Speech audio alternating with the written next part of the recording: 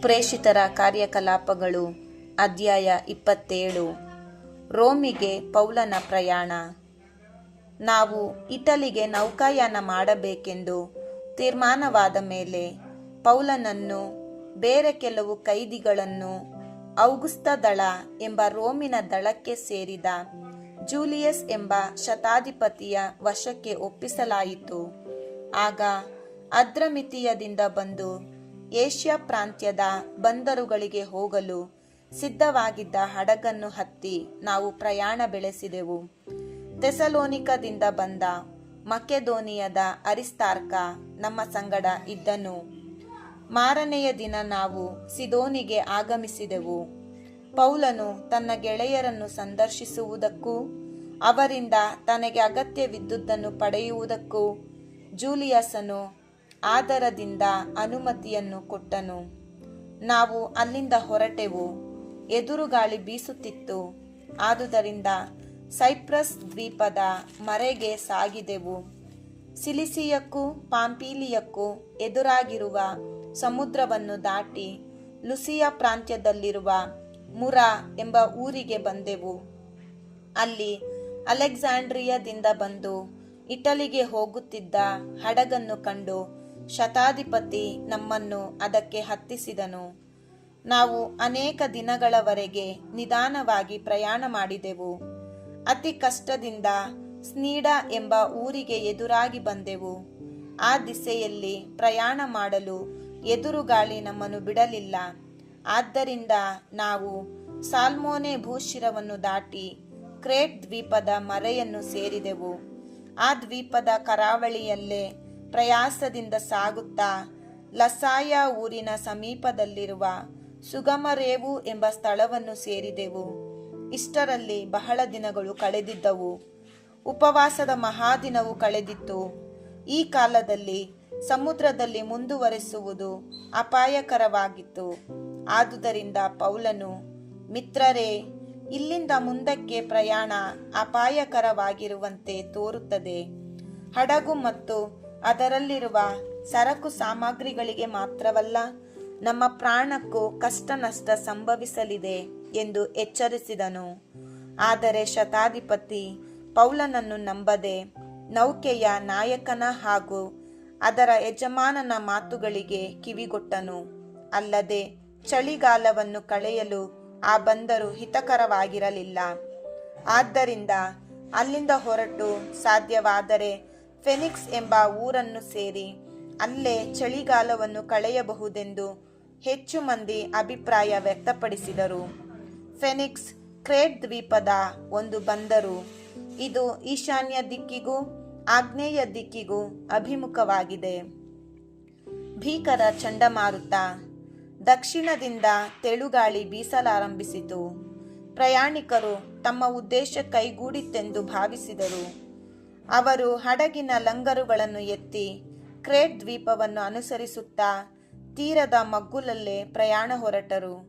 ಆದರೆ ಸ್ವಲ್ಪದರಲ್ಲೇ ಈಶಾನ್ಯ ಮಾರುತ ಎಂಬ ಪ್ರಚಂಡ ಗಾಳಿ ದ್ವೀಪದಿಂದ ಬೀಸತೊಡಗಿತು. ಅದರ ಹೊಡೆತಕ್ಕೆ ಹಡಗು ಸಿಕ್ಕಿಕೊಂಡಿತು. ಅದಕ್ಕೆ ಎದುರಾಗಿ ಚಲಿಸಲು ಅಸಾಧ್ಯವಾಗಿ ಗಾಳಿ ಬೀಸಿದ ಕಡೆಯೇ ಹಡಗನ್ನು ತೇಲಬಿಟ್ಟೆವು. ಕ್ಲೌಡ ಎಂಬ ಪುಟ್ಟ ದ್ವೀಪದ ಮರೆಯಲ್ಲಿ ಹಾದು ಹೋಗುವಾಗ ಹಡಗಿನಲ್ಲಿ ಇದ್ದ ಚಿಕ್ಕ ದೋಣಿಯನ್ನು ಸುಭದ್ರಪಡಿಸಿಕೊಳ್ಳಲು ಸಾಧ್ಯವಾಯಿತು. ಹಡಗಿನವರು ಅದನ್ನು ಮೇಲಕ್ಕೆ ಎಳೆದು ಹಗ್ಗಗಳಿಂದ ಹಡಗಿನ ಅಡಿಭಾಗಕ್ಕೆ ಬಿಗಿಯಾಗಿ ಕಟ್ಟಿದರು. ಅನಂತರ ಸುರ್ತಿಸ್ ಎಂಬ ಉಸುಬಿನಲ್ಲಿ ಹಡಗು ಎಲ್ಲಿ ಸಿಕ್ಕಿಕೊಳ್ಳುವುದೋ ಎಂಬ ಭಯ ಆವರಿಸಿತು. ಆದುದರಿಂದ ಅವರು ಹಾಯಿಯನ್ನು ಇಳಿಸಿ ಗಾಳಿ ಬೀಸುತ್ತಿದ್ದ ಕಡೆಯೇ ಹಡಗು ತೇಲಲೆಂದು ಬಿಟ್ಟರು. ಚಂಡಮಾರುತ ನಮ್ಮನ್ನು ಒಂದೇ ಸಮನೆ ಹೊಯ್ದಾಡಿಸುತ್ತಿದ್ದುದರಿಂದ ಮಾರನೆಯ ದಿನ ಸರಕು ಸಾಮಗ್ರಿಗಳನ್ನು ಸಮುದ್ರಕ್ಕೆ ಎಸೆಯಲು ಆರಂಭಿಸಿದರು. ಮೂರನೆಯ ದಿನ ಅವರು ಹಡಗಿನ ಕೆಲವು ಸಲಕರಣೆಗಳನ್ನು ಸ್ವತಃ ಎತ್ತಿ ಹೊರಗೆಸೆದರು.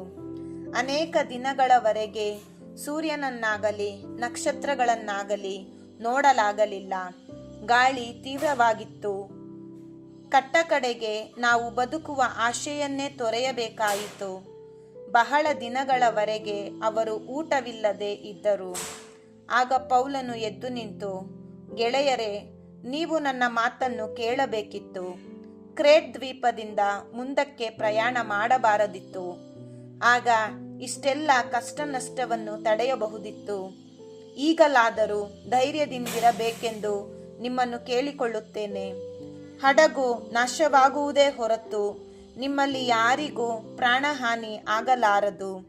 ನಾನು ಯಾವ ದೇವರ ಭಕ್ತನಾಗಿದ್ದೇನೋ, ಯಾವ ದೇವರನ್ನು ಆರಾಧಿಸುತ್ತೇನೋ, ಆ ದೇವರ ದೂತನು ನಿನ್ನೆ ರಾತ್ರಿ ದರ್ಶನವಿತ್ತನು.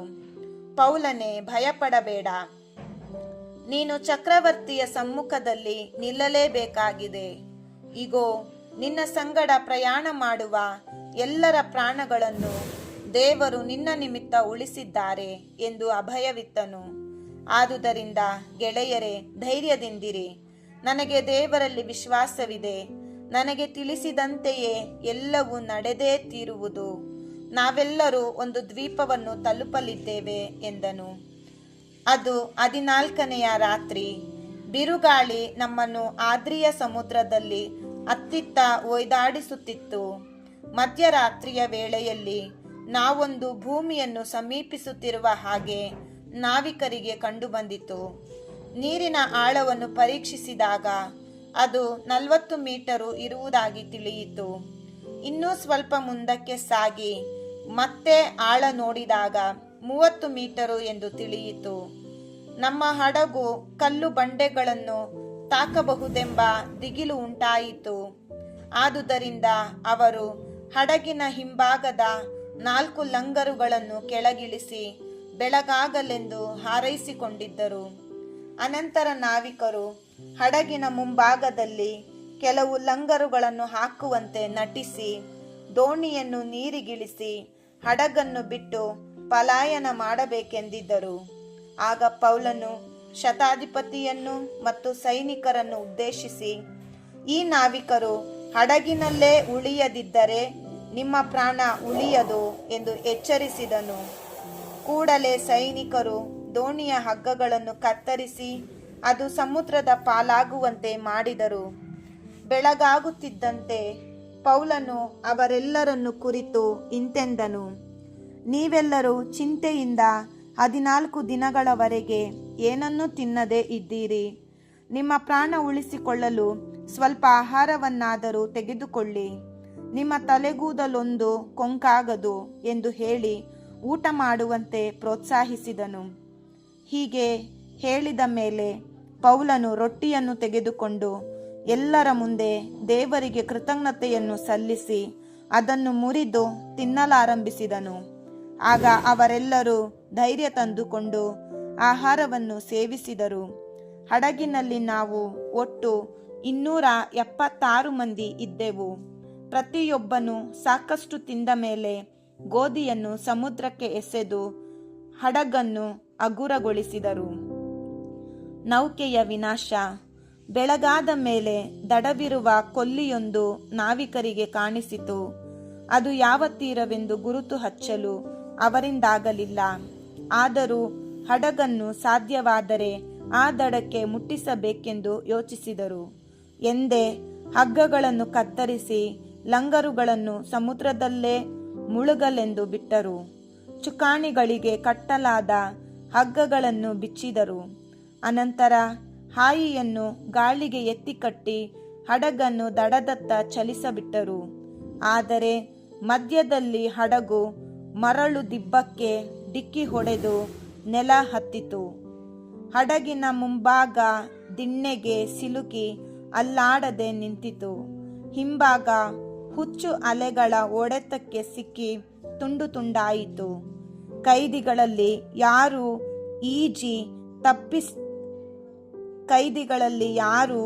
ಈಜಿ ತಲೆ ತಪ್ಪಿಸಿಕೊಳ್ಳದಂತೆ ಅವರನ್ನು ಕೊಲ್ಲಬೇಕೆಂದು ಸೈನಿಕರು ಆಲೋಚನೆ ಮಾಡಿದರು. ಆದರೆ ಪೌಲನನ್ನು ಕಾಪಾಡಬೇಕೆಂದಿದ್ದ ಶತಾಧಿಪತಿ ಹಾಗೆ ಮಾಡುವುದನ್ನು ತಡೆದನು. ಪ್ರತಿಯಾಗಿ ಈಜು ಬಲ್ಲವರು ಮೊದಲು ಹಡಗಿನಿಂದ ಧುಮುಕಿ ಈಜಿಕೊಂಡು ಹೋಗಬೇಕು ಎಂತಲೂ ಮಿಕ್ಕವರು ಅಲೆಗಳ ಅಥವಾ ಹಡಗಿನ ತುಂಡುಗಳ ಸಹಾಯದಿಂದ ದಡ ಸೇರಬೇಕೆಂತಲೂ ಆಜ್ಞೆ ಮಾಡಿದನು. ಹೀಗೆ ಎಲ್ಲರೂ ಸುರಕ್ಷಿತವಾಗಿ ದಡವನ್ನು ಸೇರಿದರು.